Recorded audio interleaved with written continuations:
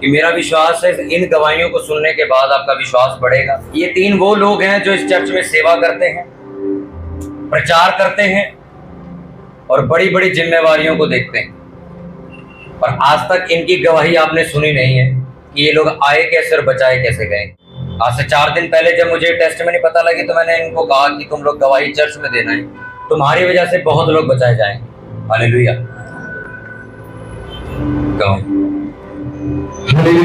सभी को जय मसीह की। मेरा नाम प्रदीप कुमार है। मैं अपनी गवाही आज बताना चाहता हूँ क्योंकि परमेश्वर के वचन में लिखा, भरी सभा में मैं तेरा धन्यवाद करूंगा और स्तुति के गीत गाऊंगा। परमेश्वर के वचन में लिखा, वो जीवता परमेश्वर है और आज भी वह अजीब और अचंभे रीति से लोगों के जीवनों में कार्य करता है। और मेरा विश्वास है जैसा उसने आज मेरी जिंदगी में कार्य किया है, बहुत जल्द आप सभी लोगों के जिंदगी में भी मेरा जीवित परमेश्वर कार्य करेगा। हालेलुया। मेरी गवाही यह है कि आज से बहुत साल पहले जब मैं तीसरी चौथी क्लास में था, जब मेरे चाचा का लड़का चर्च जाता था, जब उसने इसका जिक्र किया था कि मैं प्रभु यीशु मसीह में जाता हूँ, तब मेरे को इस चीज की इतनी नॉलेज नहीं थी और मैंने इस चीज बातों पर इतना ध्यान नहीं दिया था। फिर मैं धीरे धीरे मेरी उम्र बढ़ती गई। जब मेरी उम्र 10वीं कक्षा में जब मैं था, 10वीं की परीक्षा देने के बाद जब मैं लड़कों के साथ आया, क्योंकि 10वीं तक तो मैं लॉज में रहा, देन उसके बाद जब मैं आगे आया गाँव में तो लड़कों के साथ रहने लगा। फिर लड़कों के साथ रहते रहते फिर मेरी गलत संगति लग गई। धीरे धीरे गलत संगति में मैं फंसता चला गया और धीरे धीरे गलत संगति मेरी इतनी चली गई कि जब गलतियां वो मुझसे हो जाती थी तो मैं पछतावा करता था और उससे बाहर निकलने का रास्ता कहीं नहीं मुझे दिखता था। फिर मेरी गलतियां ये थी कि मैं लड़कों के साथ रहता था, लड़के धीरे धीरे वो बीड़ी, सिगरेट, तंबाकू, गुटखे वगैरह वगैरह चीजें खाते पीते थे और धीरे धीरे मेरे को भी इस चीज की लत लग गई। मैं तंबाकू तो नहीं खाता था, लेकिन सिगरेट, बीड़ी, गुटखा, इन सारी चीजों की लत लग गई थी और धीरे धीरे मेरी लत इतनी खराब हो गई थी कि जब मैं दिन में मतलब बीड़ी पीता था ना तो पूरी की पूरी बंडल खत्म, और जब सिगरेट पीता था तो दिन में 1-2 से काम नहीं चलता था, बल्कि 5, 6, 10, 12, और वो भी सिगरेट ऐसी मतलब 10-20 रुपए वाली नहीं, पीने लगा था तो लत इतनी खराब हो गई थी कि 200, 250 रुपए के सिगरेट पीता था, इतनी महंगी महंगी पीने लगी।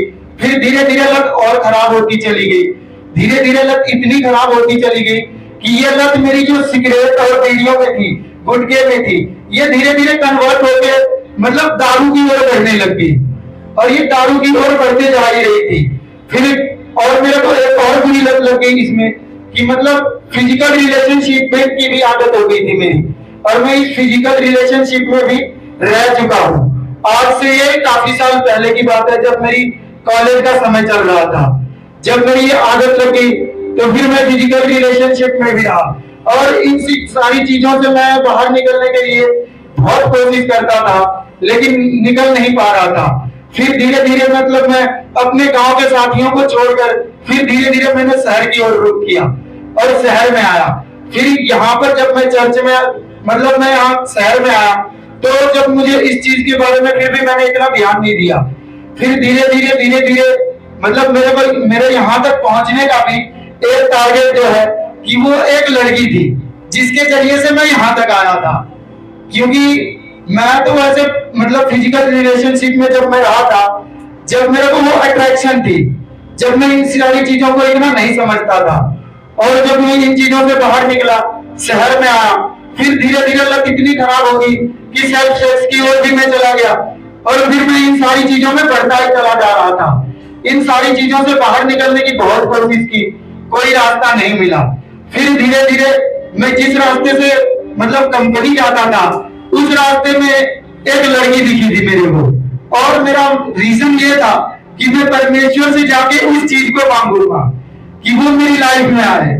लेकिन यहाँ आने के बाद धीरे धीरे जिंदगी ऐसी रुक ली कि सीधे रास्ते की ओर मैं आने लगा और धीरे धीरे मैं उन सारी चीजों से बुरी लत से निकलता चला गया और मैं इतनी स्लोली निकला कि मेरे को पता भी नहीं चला कि मैं कब इन सारी चीजों से बाहर आ गया। जोर से तारीफ और बाहर आके आज मेरी चर्च में सेवा इतनी बड़ी हो गई है कि मैं परमेश्वर का धन्यवाद करता हूँ कि उसने मुझे इस सारे जैसे पापों से, फिजिकल रिलेशनशिप, सेल्फ सेक्स और ये नशे से बाहर निकाल के मुझे आज इतनी बड़ी सेवा में खड़ा किया है उसने, कि कभी पुलपीठ पर आके वर्शिप भी करवाता हूँ, कभी आके प्रचार भी करता हूँ, पीछे लंगर की भी सेवा करता हूँ, डॉक्यूमेंट की भी सेवा करता हूँ, इतने सारे जिम्मेदारी, इसलिए मैं परमेश्वर का धन्यवाद करता हूँ। हालेलुया। चर्च आने से पहले ये सारे काम थे। चर्च आने का मेन रीजन क्या था? चर्च आने का मेन रीजन जो था, मैंने आपको बताया कि वो एक लड़की थी जिसे देख के मतलब ना एक अजीब सी दिल में घबराहट सी होने लगी थी।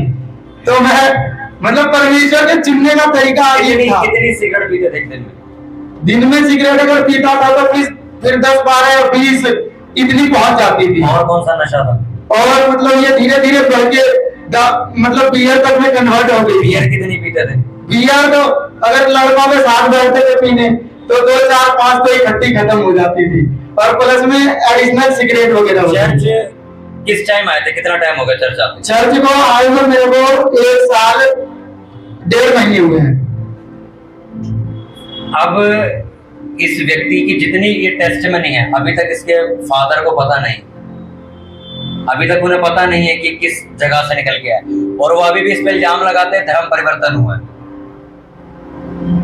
अब आप सोचो, इसका धर्म परिवर्तन हुआ है कि जीवन परिवर्तन हुआ है? एक व्यक्ति चर्च में आया सिर्फ एक व्यभिचार को पूरा करने के लिए, पर वो तो छूट गया, पर कर सेवा रहा है इस टाइम। हालेलुया। और कितने टाइम से नशा किया? कितना टाइम किया वो नशा? ये नशा तो मैं जब मतलब 5वीं 6वीं कक्षा में था, जब से दोस्तों के साथ रहने से मतलब 5th या 6th क्लास से। हाँ। और कॉलेज तक करते चले गए? कॉलेज से आगे भी मैं यहाँ जब आ रहा था तो मैं यहाँ भी करता था। और नशा वो उस दिन का बारी आई ना, एक सिस्टर वो गुलमंजर का मतलब वो करती थी, लड़के उसको तंबाकू की तरह लेके जीभ में दबा के रखते थे, इतना खतरनाक नशा करते थे। और वो कीड़े होते हैं, कीड़े को सुखा के उसको मरने के बाद वो गांजे में भरी के उस तरह से नशा किया जाता था, इतने खतरनाक नशा होता है। अब जो लोग आए हैं पहली बार, जो नशे से छूटना चाहते हैं, उनको क्या सलाह देना चाहोगे? मैं यही कहूंगा, परमेश्वर के ऊपर विश्वास कीजिए, क्योंकि परमेश्वर के वचन में लिखा, विश्वास के द्वारा रोगी चंगा किया जाएगा और परमेश्वर उसको उठा के खड़ा करेगा और उसके सारे पापों को क्षमा करेगा। जोर से बोलो हालेलुया।